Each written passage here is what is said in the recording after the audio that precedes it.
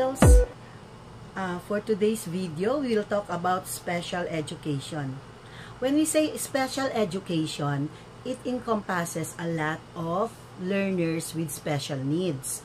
So it does not only mean the children with mental retardation. Even the fast learners, the creative ones, the gifted, and the geniuses are considered to be in the special program or special education program.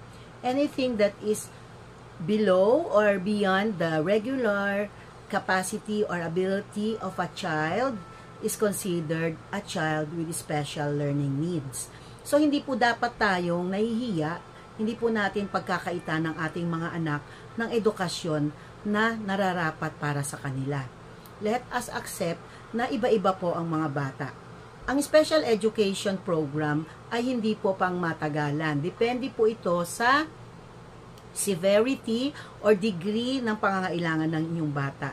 Kung ako po ay may anak na ganyan, hindi ko po ikakahiya ito at ito po ay bagkus ipapaalam ko sa mga guro para mabigyan ng kaukulang atensyon at programa sa paaralan.